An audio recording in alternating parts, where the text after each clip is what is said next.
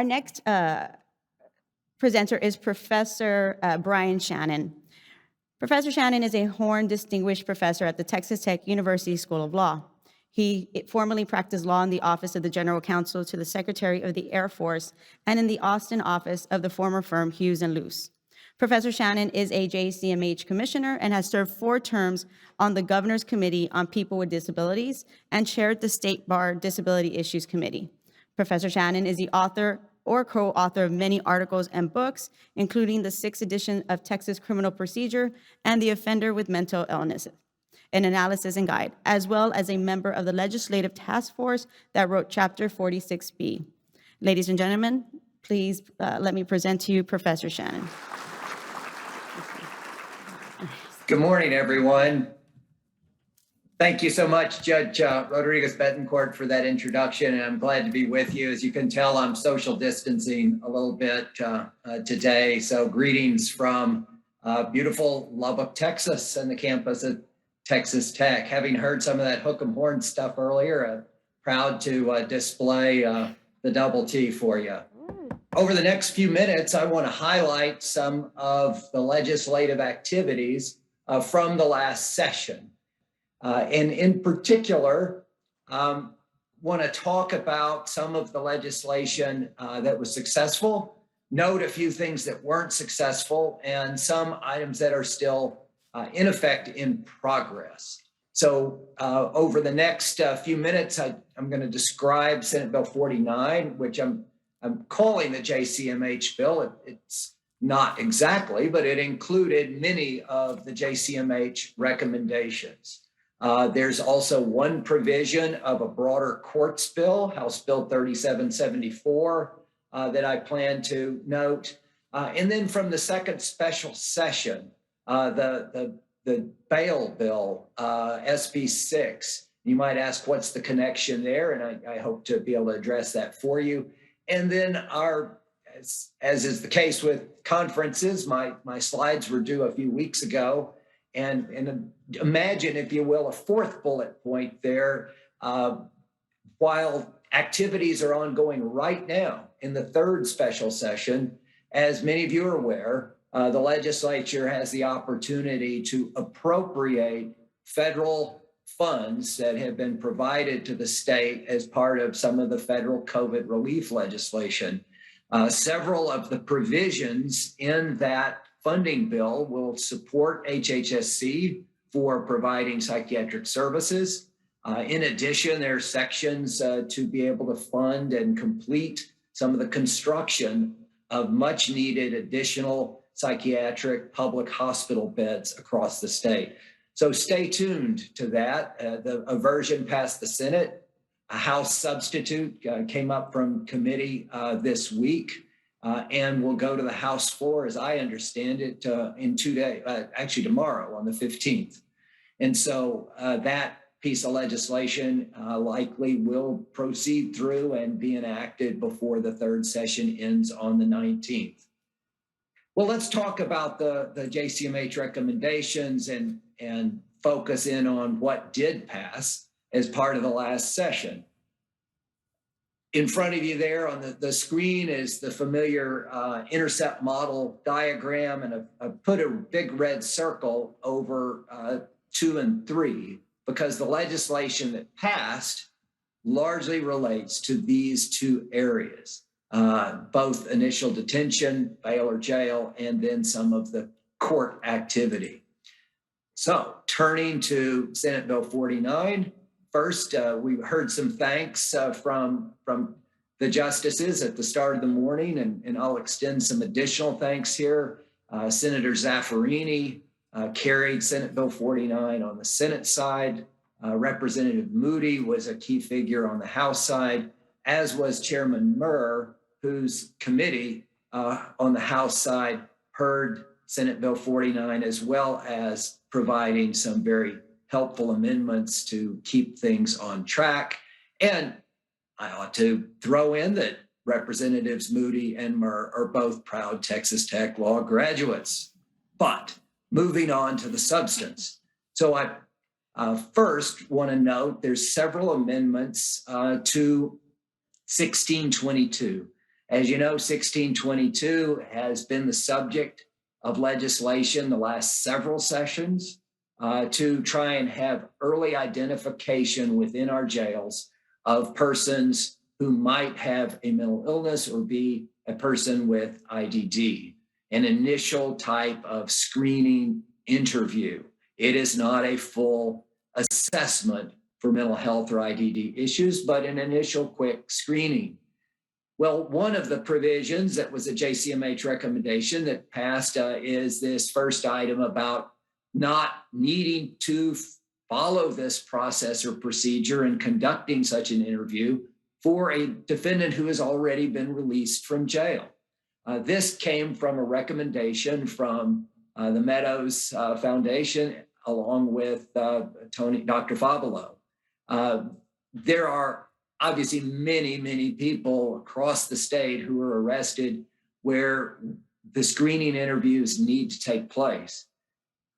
Part of the rationale for these screening interviews is the potential for either getting treatment at the jail or diverting the person from out of the jail. If they've already been released from the jail or out on bail, it seemed rather cumbersome as well as costly to try and chase those individuals down to do the screening interviews. So that's one piece that passed. An additional part of Senate Bill 49 that relates to 1622 was not a JCMH recommendation, but I think is a wonderful idea, a great concept, and it passed, is what happens with the reports. So a quick interview is done, a short report is created, there's a standardized template for doing these reports, and under former law, the reports would go to the judge, the prosecutor, and the defense attorney. Well, that was expanded to include also the sheriff, as well as community supervision, those additional people who ought to know and get this information in a timely fashion. Those of you who are among those groups that are in the audience in person or out on Zoom world like I am, ask yourself, check, are you getting these reports? Are these reports coming to you regularly? Because by law, they are supposed to. So additional provisions that enacted, the next two, you'll see I put a photo up of the late Dr. Floyd Jennings. Many of you either know him from his work on the commission or worked with him in Harris County or consulted with him from across the state. He sadly passed away in the early summer, but was a member of our legislative committee, as well as a wonderful man and a wonderful resource for issues involving mental health law, particularly in the criminal justice context. Well, with his position or former position with the Harris County Public Mental Health Defender's Office, he raised a couple of concepts that with the JCMH that we included in our legislative package. One relates to some provisions that passed on what happens when an individual is bonded out, but as part of that process, the statute normally requires them to swear out an oath that they will return at the proper time. Makes sense, good policy, but it didn't necessarily seem to make sense in every situation where we're talking about a person with serious mental illness who might be out on some type of bond provision or other with a court-ordered treatment plan, or one of the other provisions under the statute where the release and requirement to appear, where that oath might be suspect at the time, and inadvertently, a number of individuals were then facing contempt charges if that oath wasn't upheld. So this created an exception in that area. Another recommendation from Dr. Jennings was to get some clarification on when a competency restoration period begins. It was somewhat unclear under the statute. The statute in 46B has many different periods and deadlines. Often when we're talking about felonies for inpatient, where you've got a 120-day competency restoration period, which can be followed by one 60-day extension. With misdemeanors for inpatient, we know it's 60 days plus 60 days. But what day does that 120-day or 60-day period begin, or the period that might be involved for outpatient competency restoration or jail-based competency restoration? What this part of the statute does is clarify to note that it is the later of the date of the court's order or the date competency services actually begin. And in most cases, it's likely going to be that latter, right? Because we know, and unfortunately, all too often, there's a time lag, sometimes a significant time lag and a waiting list to have to negotiate between the time of the court's order and the date that competency restoration services actually begin. So with this cleanup clarification provision, the clock on the 120 days, 60 days would begin at the time those services actually start. In the competency area, there were several provisions that were enacted. The first being some revisions to the jail-based competency restoration provisions. In 46B, passed at different sessions, there's two sections relating to jail-based competency restoration, 46B.091 and 46B.092. 091 was the first, and it set up the possibility of the state having pilot sites for jail-based competency restoration. And for a variety of reasons, those pilot sites initially and for several years did not come into being. Well, then the legislature came back and enacted 46B.092 that gives local governments, gives counties authority to create jail-based competency restoration. And the standards and criteria in that statute differed a little bit from 46B.091. So one piece of Senate Bill 49 lines those two up. So there were changes to 46B.091 to make consistent with 092. In addition, in 2 years, the 46B.091 provisions, the state-based jail-based competency restoration, will in effect sunset and morph into a single statute covering jail-based competency restoration for both, whether it's a state-based program or a county-based program. Now, with regard to substance involving jail-based competency restoration, when the county bill, when 092 was passed and went into effect, it put some limits on how long jail-based competency restoration could last. And it had a period of 60 days. And at the end of those 60 days, the statute said the person should, if not then restored, be immediately transferred to the state for inpatient competency restoration services. Well, we know as a practical matter with long wait lists and the like, that's not happening.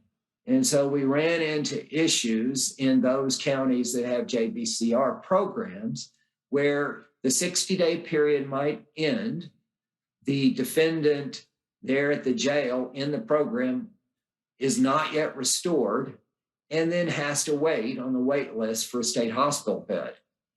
It was unclear under the statute exactly what to do with the clock, but our interpretation, and by ours, basically Dr. Jennings and me, and making recommendations in this regard because the statute was unclear, was that in effect, if say on a felony, you've got a 120-day period for competency restoration, the first 60 days have been in the JBCR program, that 120-day clock ought to stop then at the end of the 60 days.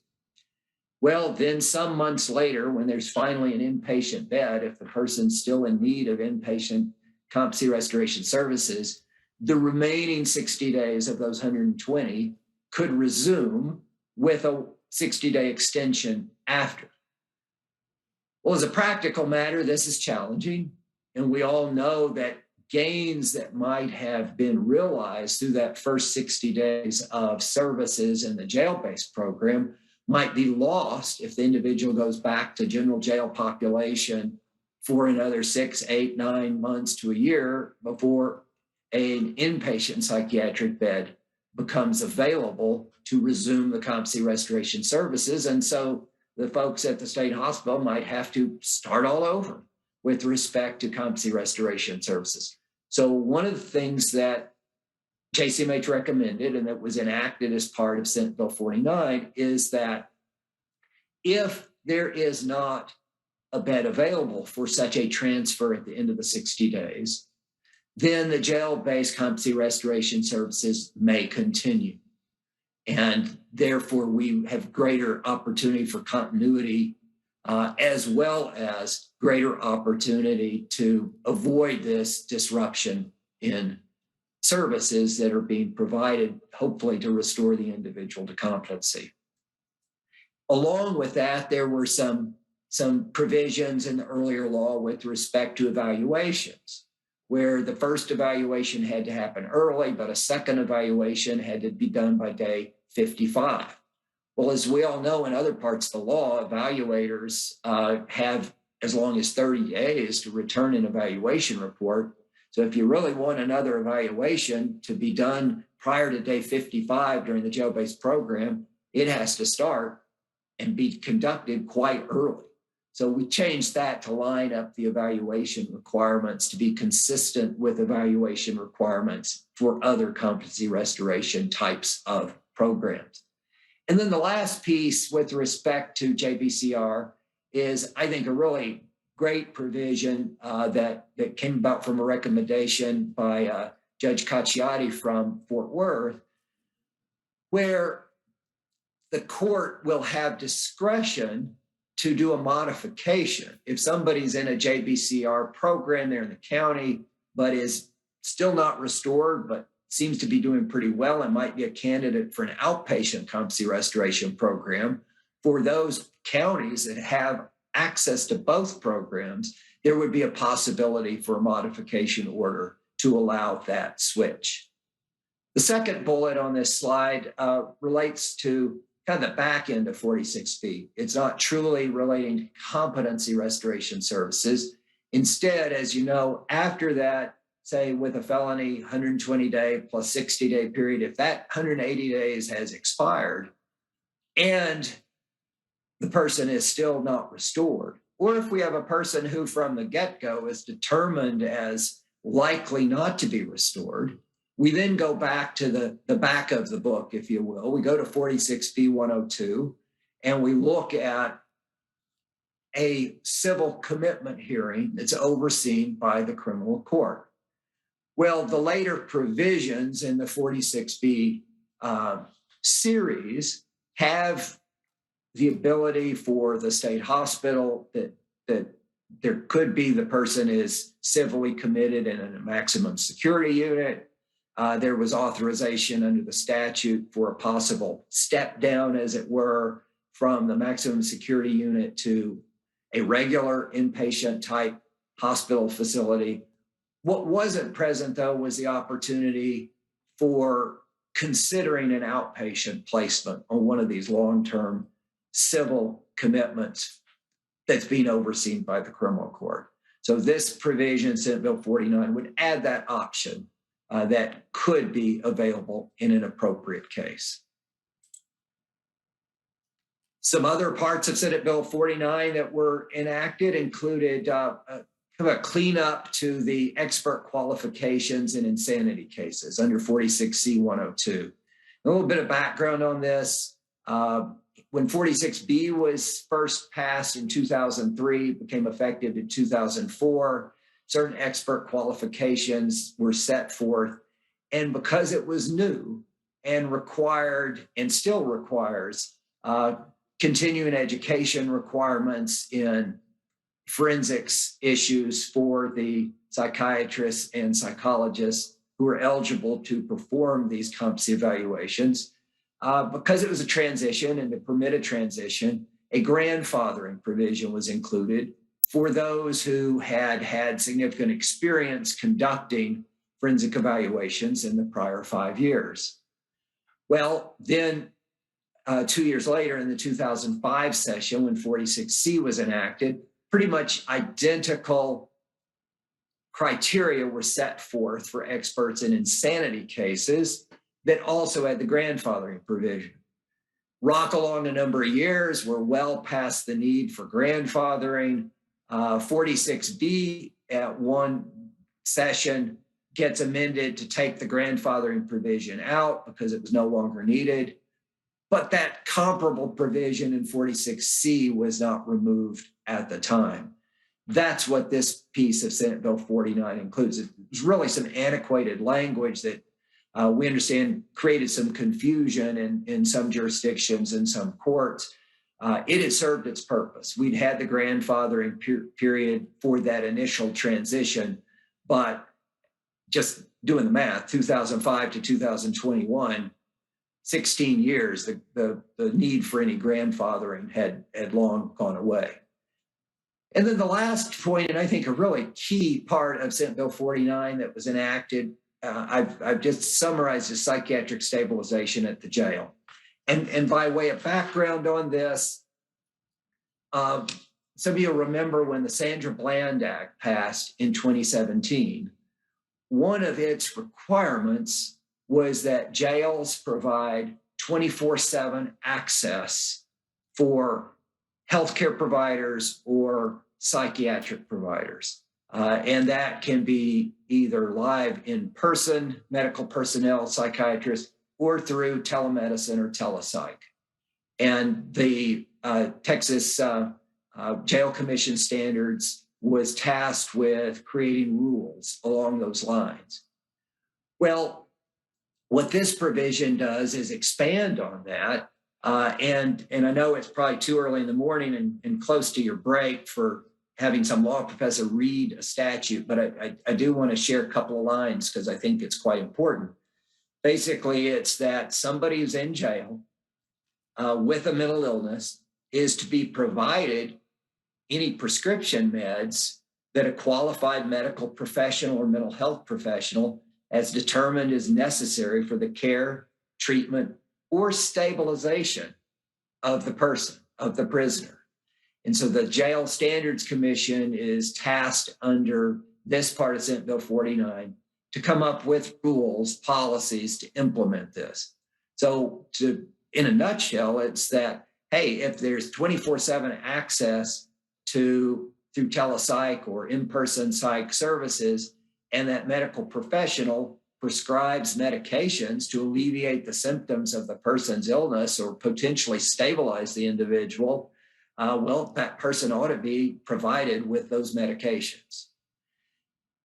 I think this could have a great potential to limit some of the additional activities that we're seeing and the delays we're seeing in criminal justice with respect to competency restoration and even the need for it. Because if somebody has been stabilized on meds early, there might not be any question about the person's competency, and the criminal case potentially could proceed. Now, you know, when you're in the legislature, there's an old adage, it's a lot harder to pass a bill than to kill a bill. I think that the Judicial Commission had a pretty good batting average with respect to the number of recommendations that were made and those things that did get enacted. You heard from Justice Bland at the start of the morning that 10 different provisions were enacted. A few things didn't quite get to the finish line. And it's sort of like after losing a football game where the coach said, well, we didn't really lose, we just ran out of time. And for a couple of these next provisions where you see the bullets, in the last days of the session, they got pulled out. There were some objections to a couple of provisions. I think had we had a little bit more time, it's possible these could have passed too, just with a chance for more dialogue and discussion of the reasons for the provision. So going through these, the first would have allowed time credits for the time that a person is ordered to go to outpatient competency restoration. We already have that for inpatient competency restoration and for jail-based competency restoration. This would have extended that for outpatient competency restoration. Didn't pass. It got pulled late, but I would note that was what was intended. The next one would have added a statutory provision for being able to dismiss a case in a justice court or municipal court when a defendant with mental illness or IDD appears to be incompetent to proceed. Constitutionally, no court can try a person who's incompetent. That's been well established for over 60 years with U.S. Supreme Court precedent. There's no statutory mechanism for implementing that at present with respect to municipal courts and justice courts. We have it, obviously, for other courts with 46B and a detailed process. Some of you would say way too detailed process for doing that. But with justice and municipal courts, that has not been present, yet it's constitutionally required. So this provision would have created a pretty straightforward statutory mechanism for a court to be able to proceed in that regard, for motions to be made, chance to appeal it if there was a question about the decision, but that got removed late in the session. I think there's discussion about trying to bring that back, given that it remains constitutionally required. And then the last bullet relates similarly to pleas, also in justice or municipal courts. We know it's not constitutional to take a plea for somebody who's not competent to make that plea. And that's been solid Supreme Court law for years too. Well, that was removed from Senate Bill 49, yet it's part of the law. And I'll go to the next statute. That same provision was included not just in Senate Bill 49, but also in a broader omnibus courts bill, House Bill 3774. And so that bill passed. So this section was enacted into law. It makes a change to Article 45 of the Code of Criminal Procedure, where a justice peace or municipal court judge can't accept a plea of guilty or nolo from a defendant unless it appears to that justice or judge that the defendant's mentally competent and that the plea is free and voluntary. Then the second session, as you know, the bail bill did not pass during the regular session. It was brought back during the special sessions and was enacted in the second session. I am not going to go into any kind of great detail about the bail bill and might be accused of malpractice if I tried to explain all the different pieces of it. But I want to talk briefly about its overlap with Section 17032. So there's a provision in Senate Bill 6, which is the bail bill that passed in the second legislative session, where it says that as revised, a defendant may not be released on personal bond if that person has been charged with an array of various offenses involving violence. Well, okay, it makes sense that if there's an offense involving violence, probably shouldn't be released on personal bond. That being said, 17032 does permit for an array of cases that a person with mental illness, as determined in a 1622 report, or perhaps through a former competency exam, that there can be personal bond with a mental health treatment condition or IDD services order, except for certain identified violent offenses. Okay, well, 17032, we know it's a diversion provision, gives an opportunity to release on personal bond with a treatment condition for an array of offenses, except for violent offenses. The new provision says no personal bond at all in the case of certain violent offenses.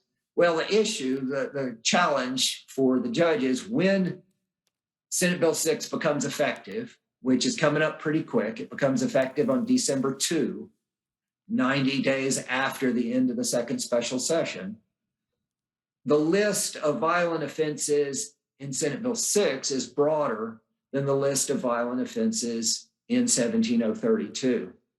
And so there's several additional violent offenses in 1703B32, part of Senate Bill 6, that don't show up in 17032. So I think prosecutors involved, defense lawyers, the courts are going to have to harmonize those statutes. And my read, and it's just, again, my own opinion, initial read is that, well, if the offense shows up in either set of statutes, then the 17032 bonding out with mental health treatment conditions probably shouldn't apply, even though the statute might not list a particular offense in 17032, it could be listed over in the new bill in Senate Bill 6. Well, there's lots of great materials in your supplemental materials for today. And one of those is the new bench book. And it's hot off the presses.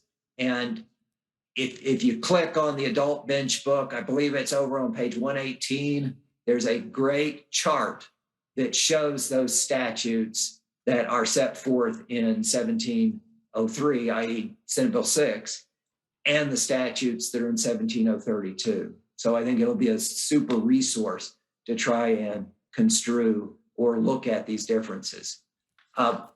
One quick additional point on that, then I'm going to move on, is one bit of disappointment with respect to this is that one of the offenses now that is in effect excluded from having personal bond in Senate Bill 6 is certain simple assaults if the simple assault is on a peace officer or a judge. And normally this comes up with a person who might have a mental illness with a peace officer. Obviously, if there's some type of assault of a peace officer, that's got to be looked at closely. But many times we have situations where somebody acting out, not doing well with mental illness, in terms of, say, an apprehension for a warrantless emergency detention or upon an arrest for other charges, could act out, could push the officer. Yes, there's discretion to proceed with some kind of assault offense, but that could be ratcheted up to felony. Well, we had amendments just 2 sessions ago to narrow the scope of simple assaults that would be bars to having mental health treatment conditions. This puts that back in. So I think prosecutors ought to look closely with respect to what they charge in this area, particularly if somebody otherwise is deemed not violent and might be someone who could be eligible for diversion. But it's going to require a closer look and consideration on a case-by-case basis. Some other things that didn't pass, there was a Senate Bill 362 task force looking at various emergency detention issues. Some of these provisions got introduced, others did not.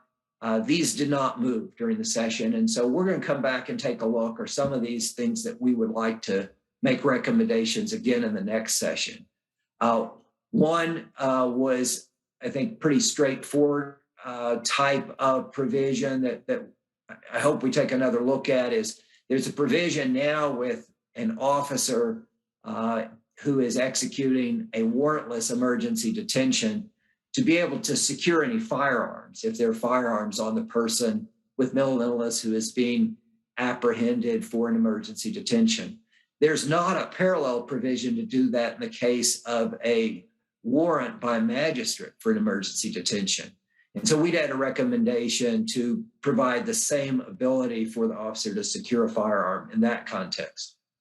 Another provision that I think is going to be the subject of further conversation and possible legislative recommendations is when an officer shows up at the state hospital, shows up at a hospital or an ER on an emergency detention with an individual who's in need of emergency psychiatric care. Many times that officer has to wait at the at the hospital, at the ER, sometimes for many hours. And so there was a provision, a recommendation by the task force that Judge Carr chaired to try to permit the officer to be able to leave after the officer, where there is police officer, sheriff's deputy, after that officer has filled out the necessary paperwork, that officer not then need to stay. Because the goal being to get the officer back out on the street doing what we want officers to do after the person has been brought to the facility. Well, there's an array of issues relating to this in terms of medical screening and the like, and I know these issues are going to be back on the table for further conversations. Moving ahead, I want to just note, again, for those of you who are judges, they're in Georgetown and on the Zoom, court has so much discretion, so much opportunity as a gatekeeper in this area to take a look at whether competency proceedings are even needed, if diversion is a possibility. And so part of our efforts these next 2 days are to talk more about knowing the alternatives, to talk more about various ways to look at things, including a number of new checklists. If you take a look online at the materials for tomorrow, whether you're on Zoom today, that links on the same page where you're viewing the program. If you're in the audience, the links from the website that you've been sent as well. There's a document for one of the afternoon sessions tomorrow that's called a toolkit, and it includes a number of great checklists for an array of officials involved in the process, from law enforcement to the local mental health authority, to the judges, to the prosecutors, to the defense attorney, to explore all the alternatives that are out there where maybe we don't have to proceed with competency. Maybe there's some ways to divert the individual in a proper case. And just one of those I want to highlight today that I suspect they'll be coming back to is a piece of legislation that JCMH helped get passed in 2019 that we've called a diversion roadmap for transfer, in addition to 1622C5. After that 1622 report comes back, giving the court the discretion to, in effect, transition the person from the criminal proceeding to a civil court for mental health civil commitment proceedings. And for some courts, it might be just a different docket, say in a county where a court of law, where there's not a separate statutory probate court, that court at law will also have the ability to have probate jurisdiction. And so it could be just a shift from dockets. But the key to look at is, did the offense involve an act, attempt, or threat of serious bodily injury to another person? If the charges don't include that, then there's this possibility for a statutory diversion that way. There's other non-statutory diversion as well, and some of the checklists get at that too, considering the possibility of, hey, is this case appropriate for dismissal, but to have the county attorney's office step in immediately to start with a civil commitment process? Does the county have an AOT program where assisted outpatient treatment is a possibility? So these are some of the things they'll be highlighting tomorrow in the session and examining the toolkit, but I think they're great opportunities. And then to try and wind things up, just hit a point that you're going to hear repeatedly over the next couple of days. We have huge wait lists for competency restoration. Over 200 people on those wait lists are only facing misdemeanors. Competency restoration is not mental health treatment per se. And so for low-level offenses, I think we need to work together to take a look at diversion or dismissal possibilities in appropriate cases involving nonviolent charges. A couple of states have passed statutes in this regard, and one of the things that the Legislative Committee for JCMH is going to look at leading into the next session is at a couple of these example statutes. I believe New York and Oregon are these things we might want to consider recommending as the JCMH moving forward to the next session. Last of all, some parting thoughts. we've seen significant legislative reforms over the last 3 sessions. What's so exciting for somebody here, just, law professor interested in policy area, is having seen the excitement and tremendous engagement by the courts and judges. And so I want to end just with this little bit of shtick. I've done this before. I feel better about it now. I put on some shades because I think the future's bright, because we're pulling together. We're trying to make a change for bettering the justice system in Texas, but also bettering outcomes for persons with mental illness or IDD who get caught up in the criminal justice system. So thanks for letting me be part of the program today, and I look forward to watching the rest. Take care.